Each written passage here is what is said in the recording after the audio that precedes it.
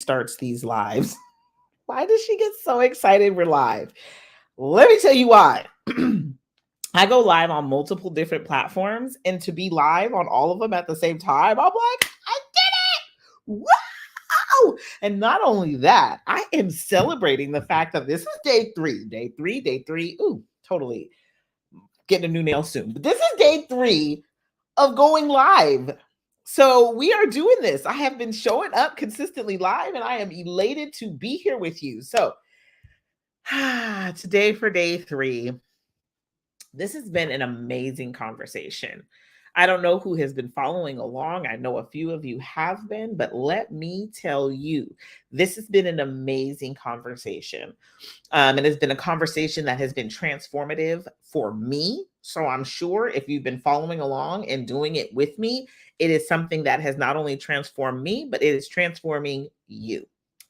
So today, for day three, we're going to be talking about debt.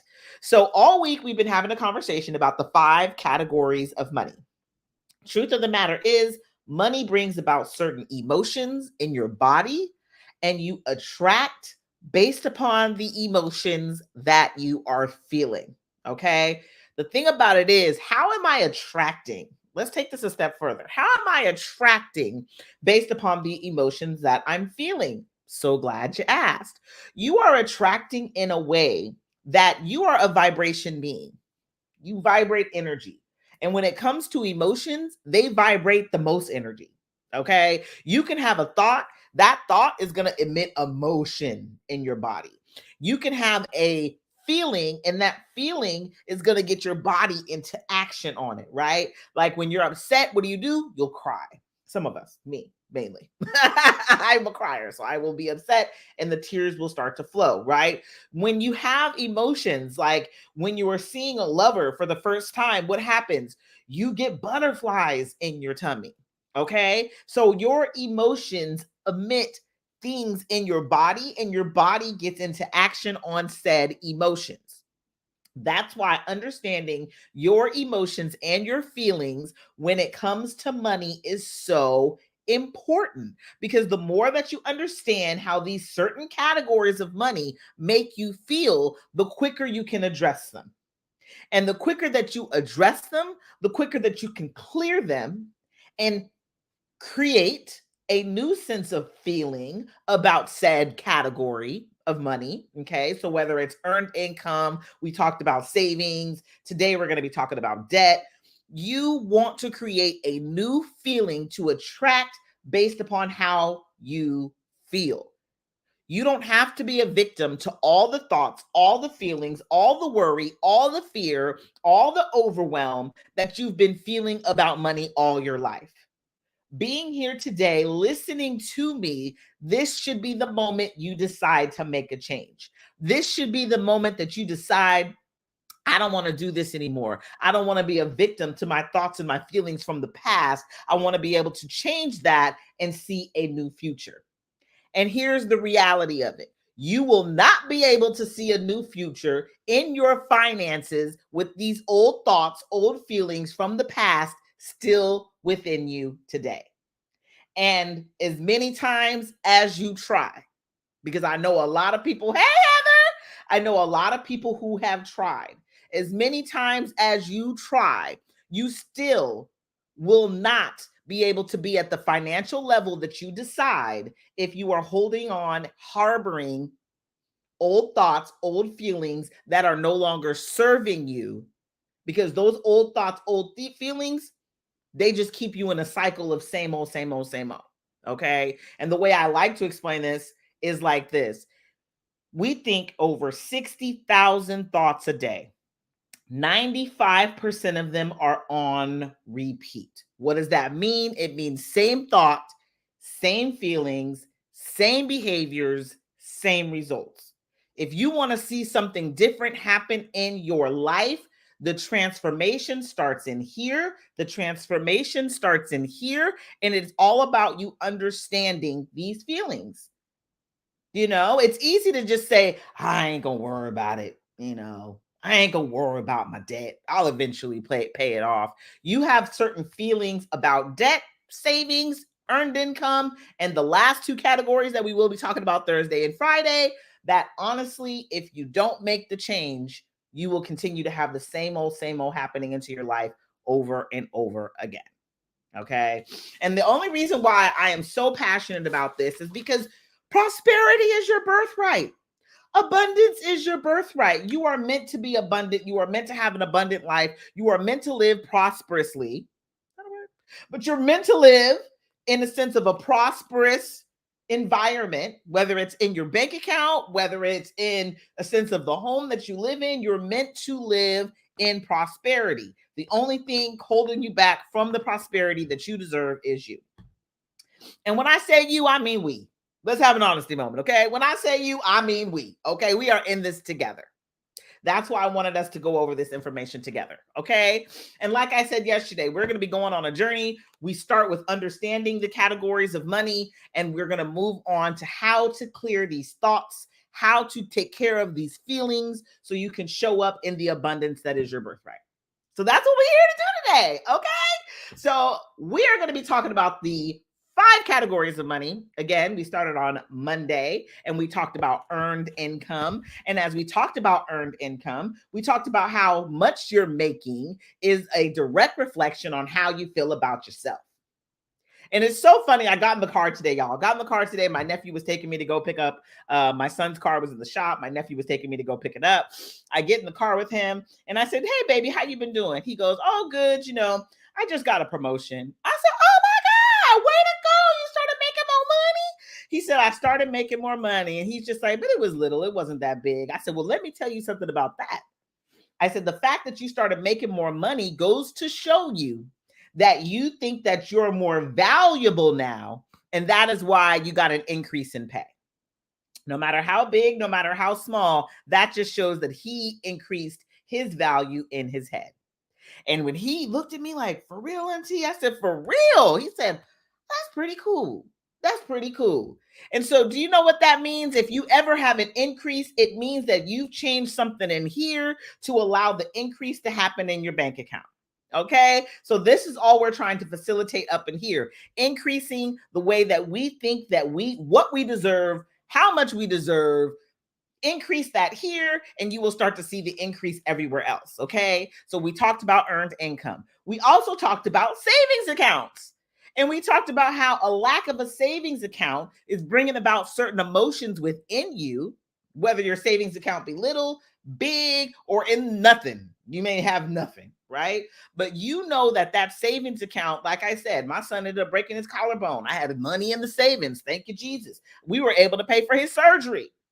Okay. Having that savings accounts gives you a sense of security. So if something does happen, something does go wrong, you'll be able to handle it. Whether it, and honestly, if I didn't have that money in the savings, I don't know what I would have done. Right. I mean, I would have been like, "Can I make payments?" But either way, I would have figured it out. But at the end of the day, having that savings account gave me the security where that was one less thing I had to worry about. And all I had to do is focus on helping my son heal. So having a savings account, you have certain feelings that come up about a savings account, whether you have a big one, small one, or none at all. There are feelings that come up. The moment that you address the feelings, like I said, when I do this, I mean, shine a light on them. Once you shine a light on those negative feelings that are not making you feel good, making you feel like there's a lack, making you feel like abundance is such a far stretch, it's so far away, I can't get to it. At the end of the day, clearing these feelings is how you attract more of the abundance that you deserve. Okay. So we talked about, again, earn income and savings. Today, I'm so elated about today. I'm so elated that we are going to get to have a conversation today about debt. Man, even when I say it, my heart gets heavy. Like, whoo, debt. Debt is such a crazy thing. We have been reading from Tapping into Wealth by Margaret M. Lynch. Inside Tapping into Wealth, she breaks down the 5 categories of money. The reason I'm using Tapping into Wealth is because I absolutely love the way she breaks them down. And when I read it, it just brought everything together for me, right? I was talking about all money. But when we really look at the different categories of money, we feel differently about each category, right? Earned income, I can tell you, earned income, I'm like, I feel pretty good about myself with the earned income, right? Savings, ooh, not so much. right? Debt, ooh, not so much, right? We're going to look at these 5 categories and you're going to notice what's making you feel like what. And us having this conversation is so good. Like, you don't even realize how good this conversation is, because us having this conversation so you can shine a light on the uncomfortable feelings in regards to money is only going to make you attract more money. Who don't want to attract more money up in this thing? And if you're saying no, you're in the right place, because you definitely need to be here, because I want you to know attracting more money is a beautiful thing for you. Okay. So before we get started, for those of you who do not know me, hello, my name is Jackie Vasquez, Coach Jackie, if you will. I am a money mindset coach. I help female entrepreneurs clear their money blocks, truly cure their generational wealth curses, so they can attract the money and success that they deserve. I am an emotional freedom technique practitioner, a neuro-linguistic programming practitioner, a hypnosis practitioner, and I got my degree in psychology. I am all things change your mind, change your life, so you can attract the abundance and success that you deserve, okay? That's a little bit about me. That's why tapping into wealth hit me so hard, because we are talking EFT tapping in this book. But more specifically, EFT tapping is just one technique, one modality that you can use in order to change your life. But I love the way Margaret M. Lynch broke these categories down. So we're going to talk about it here today. And Heather said, girl, let's go. Let's go. So I'm ready. What if I want to stay poor, though? What should I do to achieve that goal? Staying poor. You know, that's an interesting statement. You are more than welcome to stay poor, but I want you to take a look at why you want to stay poor. Why is that? Why do you want to stay poor? The abundance is your birthright. Why not tap into it? Why not figure out how to get to it? More fun that way. Okay. So let's tap into this. Okay. So let's go. So the third category of money is debt, which by far has the most damaging emotional power of all the types of money. I find it to be funny that it's the most damaging, because when you really think about it, when it comes to debt, it's as if you can't really do much in life without it, right? You want to buy a home, got to go into debt. You know, you can pay cash outright for a car, but a lot of people don't have that amount of cash. So when they want to buy a car, got to go into debt, right?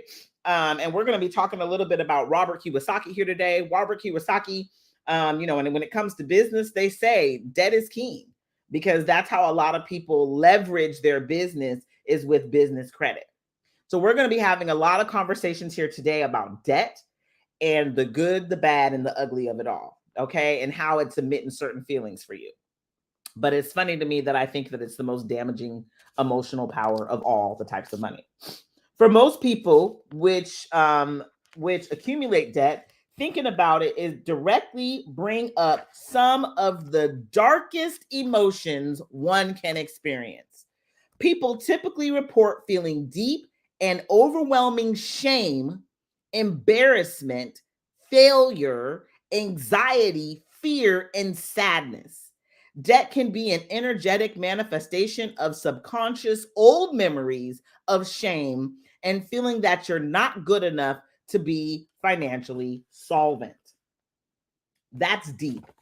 So we're going to take a look at the embarrassment, the shame, the failure, the anxiety, and the fear, as well as the sadness. So when it comes to debt, there has been such a negative condensation around debt for all of us. Nobody is alone, right?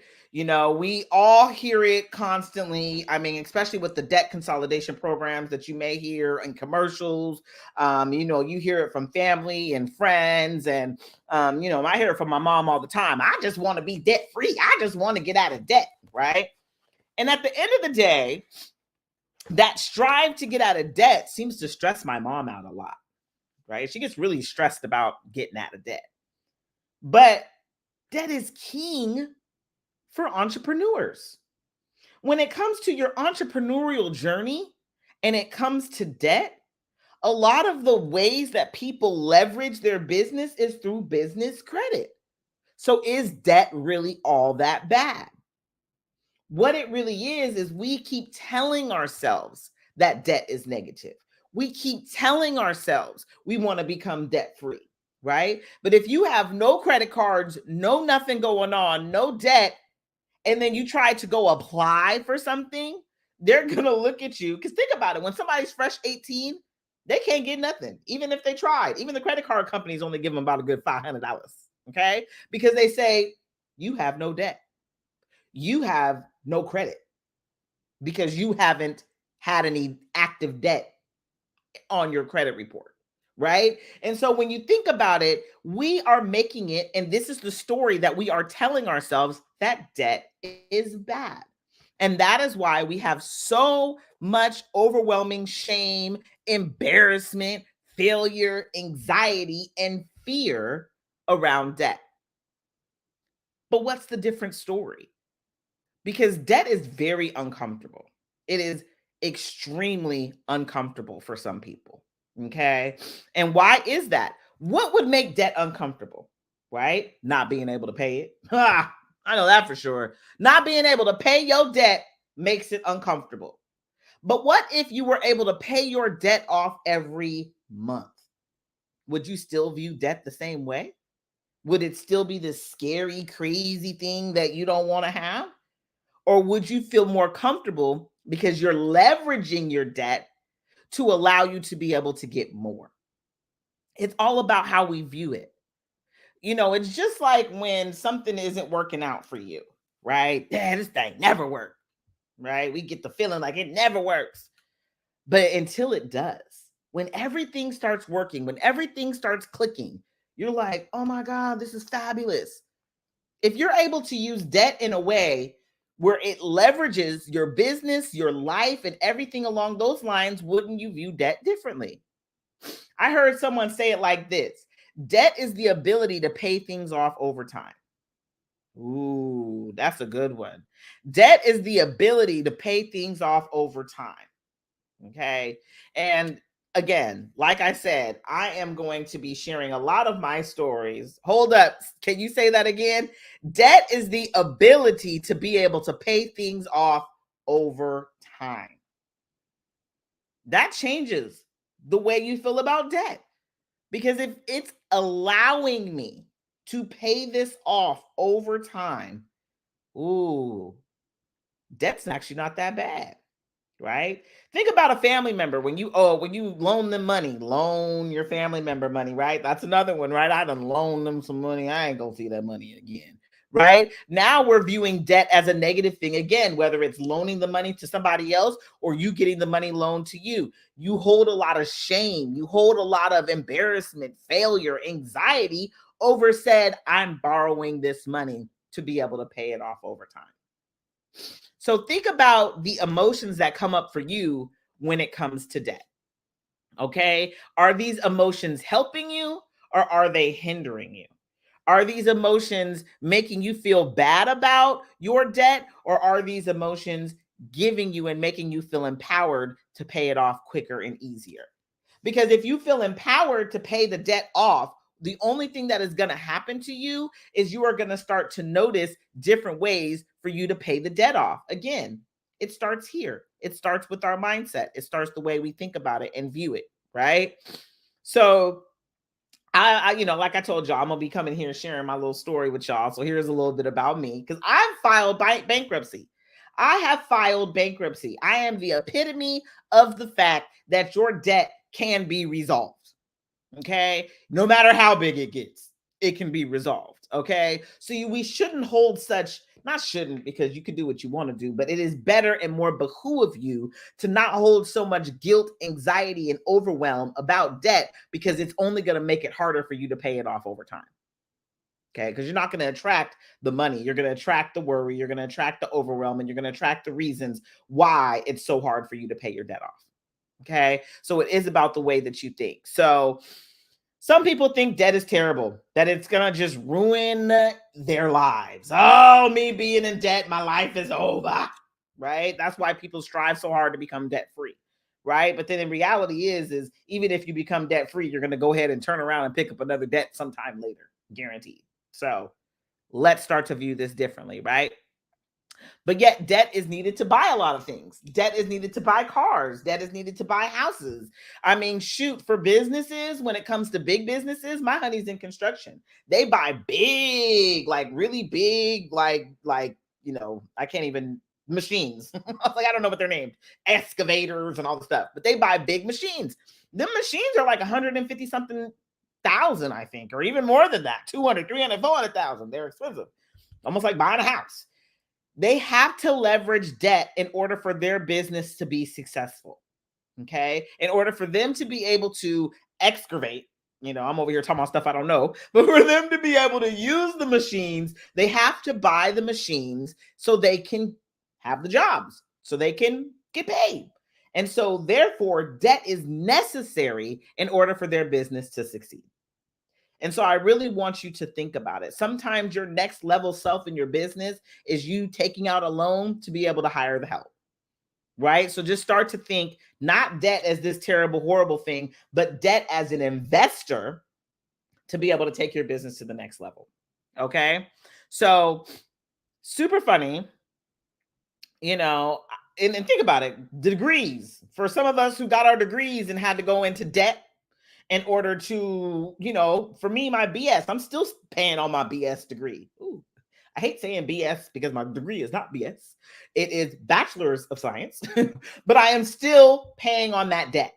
Okay. I have my degree got, okay. Got degrees. Okay. But I'm still paying on that debt. Does it make it a bad debt? They say education loans are the best debt. But I'm going to tell you right now, when I went to go apply for a house, that education loan kicked me in my tail. Okay. It counted against me when it came to my debt to income ratio.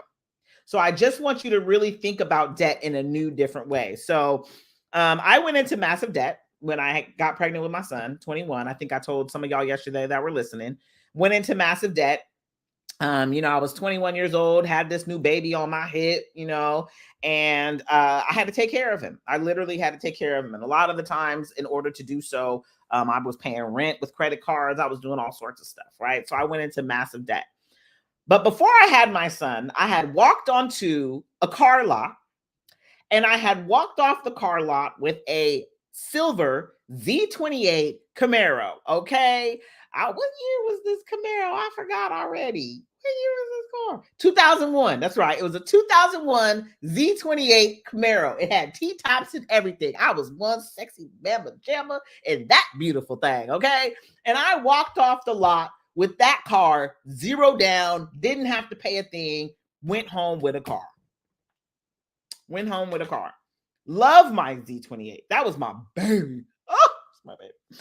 And then when I got pregnant with my baby, I had to end up letting go of my Z28. They repoed my car. Now, me being who I am was devastated because that was my love. I love my car. But when they repoed it, I actually ended up getting a check in the mail, y'all. I got a check in the mail because what they repoed my car for, I ended up getting more money for it when they sold it. They ended up selling it. I don't know who sells it when they repo. I don't know how that goes. But they ended up selling my vehicle and I ended up getting a check in the mail because my car was repoed. It was like the most random thing. And I remember thinking, this can't be right. Why are they giving me a check? Because at no point was I feeling like the repossession was I was more sad about losing my car. I didn't really care what it was doing to my credit. And at the end of the day, it actually ended up helping me out. I ended up getting paid for this vehicle. So I'm just saying all that to say this. At the end of the day, the way we view debt is how we attract money from that point. Okay? When you feel terrible about your debt, you're only going to attract more reasons to feel terrible about debt in general. You're only going to get more reasons. That's all you're attracting in that moment. Okay? Heather said it's $500,000 for those machines. Okay, girl, they got to go into debt to get them machines. They have to. So you have to remember when you start looking at debt, not as this horrible thing, oh my God, I'm in so much debt, but you start looking at it at a point where, hey, you know what? It's attraction. This debt is allowing me to do X, Y, Z. I wouldn't have been able to do it without going into this debt. And it's allowing me the space to live the life that I want to live. It is about the way you look at it in which you attract. Don't ask me why I have this information in my head. That's okay, Heather. I love it. I love the information. Thank you, girl. Because I'm over here I'm lowballing that thing. You know what I mean? Way deep down into the gutter. So I want us all to remember, how do you feel about debt? How is debt showing up in your life? Are you telling yourself, oh, I can't wait to get out of debt? Or are you one of the people who are like, you know what? Debt is allowing me to pay things off over time. Energetically, debt is a safe space. Energetically, debt is an investor. Because even if you were to get a whole bunch of investors in your business, guess what happens with investors? They ask for a percentage. Sure enough, they're gonna ask you for a percentage, and guess what they're gonna ask you for a percentage on? They're gonna be saying, okay, so girl, I'll give you $100,000 for 10% in your company. Okay, and so here you are dropping this getting this 100,000, like, well, cool, but now you're gonna have to give up 10% of that income every single time you make it. Versus, I went ahead, I got a business loan. Here is my $100,000 in my business loan. I'm able to go ahead and do what I want in my business, pay on my business loan over time. And now 100% of the business is who? Mine. Okay. So let us have an honesty moment. Debt can be your investor in your business. It is just allowing you to pay things off over time. You have to remember, the way you are thinking and feeling about these money categories affects how money flows to you consistently after that. You are constantly attracting. You are constantly creating. You are constantly bringing anew. And so in doing so, little do you realize, these thoughts, these feelings are making traction. They're making your road. They're either making your road hard or they're making your road easy, but it's up to you. How do you choose to think of these things? Now, it's easy for me to say, think positive thoughts about debt. That's easy for me to sit up here and say, but let's have an honesty moment. That ain't easy. Because let's say you've had a bad experience with debt. Let's say debt has taken you out. Hello, I told a story yesterday. Debt literally was taking half my paycheck, garnishing half my paycheck. But guess what? I never felt like debt was taking something from me. And guess what ended up happening? Like I told the story yesterday, I ended up being on a job who paid for my per diem, paid for my housing, and I was able to pay my car off because of that debt. So it is all about how you view debt as a whole. We need to start viewing it differently in order to attract and create differently. And that's why I want you to shine a light on it. Okay. So if debt makes you uncomfortable, ask yourself what money stories you have told yourself around debt. If you're anything like me and had a mama who told you, do not go into debt, do not go into debt, do not go into debt, so much that you took yourself into debt quicker than you couldn't even see straight. I mean, I couldn't even see straight. I took myself into debt so quick, as many times as she told me not to go into debt, because there was a sense of fear, there was a sense of worry, there was a sense of overwhelm created inside of me around the word debt. So ask yourself, what are the stories that you are telling yourself? What are the stories that you've been told? Hey, from Chicago, how you doing? What are the stories that you've been told? And it's time to start telling a new story. But just shine a light on it. Don't even worry about the new story right now, because we're going to go into making and creating these new stories next week. But just shine a light on it right now. What is the story? What's your story? You guys hear mine. What's your story? And start to ask yourself, is this ultimately true for me? Is this ultimately true? Is debt ultimately bad? Like I said, Robert Kiyosaki talks about debt all the time. And not saying he says to be in a whole bunch of debt. He actually doesn't. He actually says, and going back to savings, he actually says the dollar loses its value daily. So if you are tapping all your money into a savings account, if that's what you're doing, your money is losing value daily. So what I want you to remember is when it comes to your money, is debt really all that bad? Debt is allowing you to pay things off over time. It's allowing you the freedom and the space to be able to accrue and create the life you want to live in the meantime. Ask anybody who has business credit. They will tell you you can leverage your business credit to enhance your business. What does that mean? That means going into a little debt. That means paying something off over time. So start to look at these money categories and really ask yourself, hey, is it really all that bad? Is it really all that terrible? But I want you to mainly shine a light on these stories in your head, on these worries, on these overwhelming feelings, on these fears, on these anxieties. Take a look at them, write them down. Because the moment that you do, you're giving it less power. The moment that you do, you are allowing yourself to see it differently. You are allowing yourself to ask yourself, is this even ultimately true for me? Is this the story I want to tell?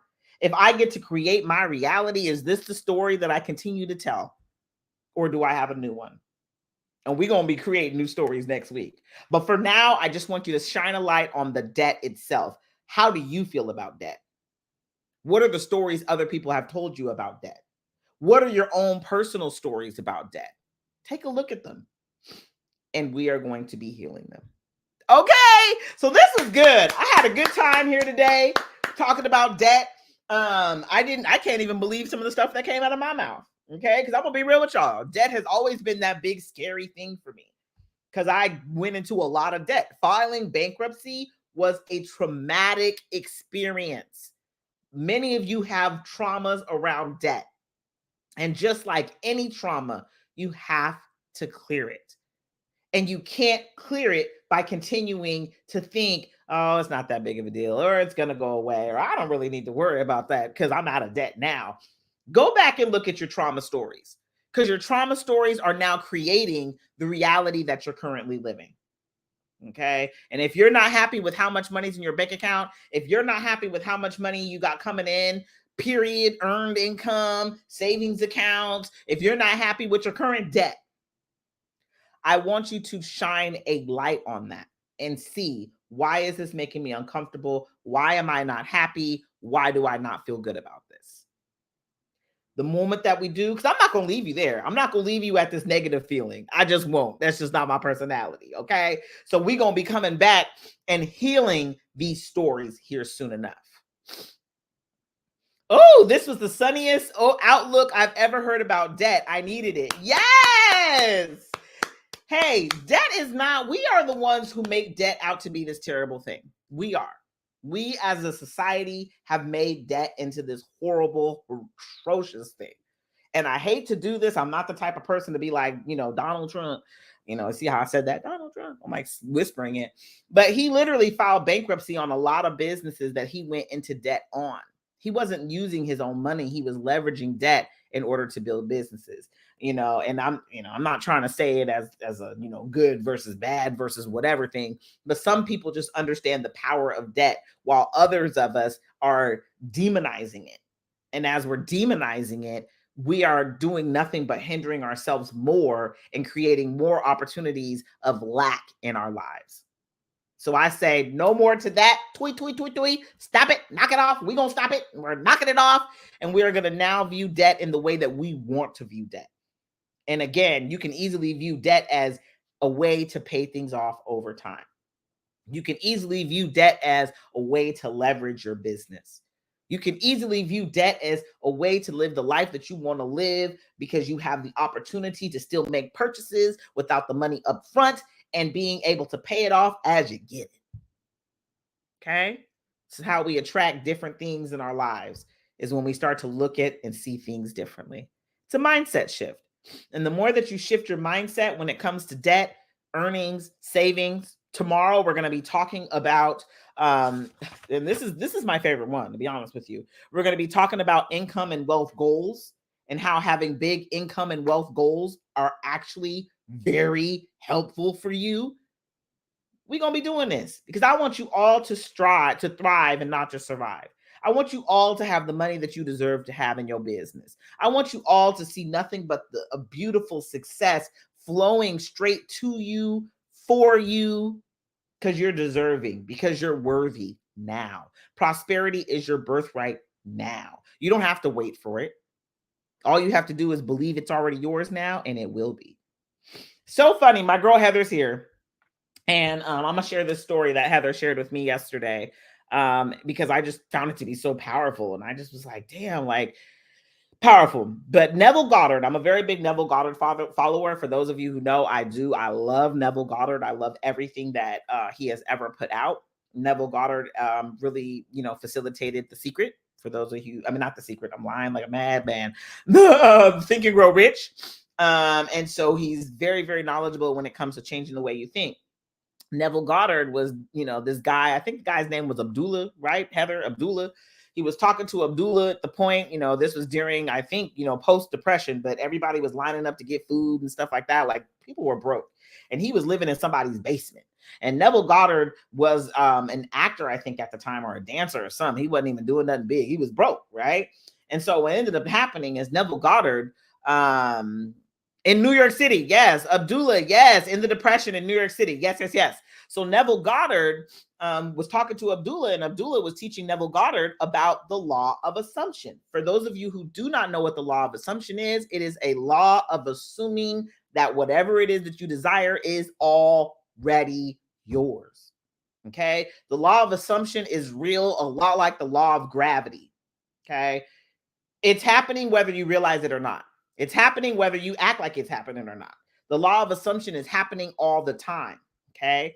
And so Neville Goddard was told he wanted to go to Bermuda or Barbados. That's what it was. Barbados. And so Neville Goddard was told to assume like he was already in Barbados. So he went home, imagined he was in Barbados, came back a week later. This stuff ain't working. It ain't even working. I assume it didn't work, and the guy Abdullah was like, shut the door on his face. Neville Goddard was like, what the heck? So he went back and kept assuming. Long story short, Neville Goddard ended up in Barbados. He ended up in Barbados because he believed it was so true, even to the point where Neville Goddard was sent money to get a ticket. He went ahead and got his ticket. They put him in third class. He went back to Abdullah and was like, I got my ticket. I'm going to Barbados, right? Yes, I'm going to Barbados. And Abdullah was like, and you said you were going there first class. And Neville was like, oh my God, okay. I mean, I got my ticket, but sure, all right. He ended up showing up to that airplane, went to the ticket agent. Ticket agent was like, hey, we had some cancellations. You're in first class. He flew first class to Barbados and back. The law of assumption is real, okay? And so I want more people assuming to be true what they want to see true for them. And that's why I'm having this conversation. This is why we are definitely talking about when it comes to money. Understand what money thoughts you have currently, what money thoughts are coming up for you, what money thoughts are holding you back so you can have a new assumption. Because those money thoughts do not have to be true for you. Okay, you can assume something different. You are so powerful, you can create whatever it is you want to see happen. And in order to do that, you have to assume something different. And in order to assume something different, you got to release and let go of the thoughts that you've been assuming all this time. Because that's all you've been creating, are all those old thoughts. It's time to create new thoughts. And in order to create the new thoughts, it is about changing what you assume to be true for you. And that's what we're going to be doing. Sorry, I get excited. That's what we're going to be doing here for this whole month of December. I want to help you assume something different to be true for you. And the more that you assume the new reality, the quicker this new reality will be yours. So like I said, the abundance and the prosperity that you desire, that you know that is meant for you is one thought around the corner. It's one belief, and it's the one belief next door. It's right here. Your money is literally waiting on you to believe that you know that it's yours. So let's start assuming to be true that our abundance is already ours. So again, shine a light on these debt thoughts. Start to get an understanding what debt thoughts are holding you back so you can assume something new to be true for you. Woo! I get so excited. I'm not even gonna lie, I get excited. So I love y'all. I love y'all. I hope the money is always in my account. The money is always in your account. It's already there, Heather. It's already there, hunty. Okay. It's already in the account, honey. It's like, ooh, Heather, I'm just waiting on you to see me. You just can't see me yet. I don't know why. But as soon as you see me and you believe that I'm there all the time, I will always show up for you. Okay. So I love y'all. I hope you guys have a wonderful rest of the day. We're going to be back here tomorrow at 12:35 Pacific Standard Time. Tomorrow we are going to be talking about income and wealth goals. Income and wealth goals. I need you to understand why your income and wealth goals are so important. They're important.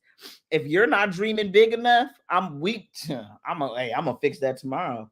I'm gonna have y'all clenching your booty cheeks like, ooh, that was a big old goal. Why Jackie do that to me? Because it's already yours. Oh, because it's already yours. Okay, I'm hot now. It got me excited. I love y'all. Have a wonderful rest of the day. I'll see you back here again tomorrow, 12:35 Pacific Standard Time. We're going to be having another conversation about income and wealth goals. I want you to make good big goals. I want you to make goals that make your heart pump and skip a beat. I want you to make goals that make you clench your booty cheeks. I want you to make goals that make you feel very uncomfortable, because the moment they do, we're going to clear the uncomfortable thoughts so you can make sure that you got an open road right to these goals. All right. So I'll see y'all here tomorrow. Love y'all. Have a good day. Bye-bye.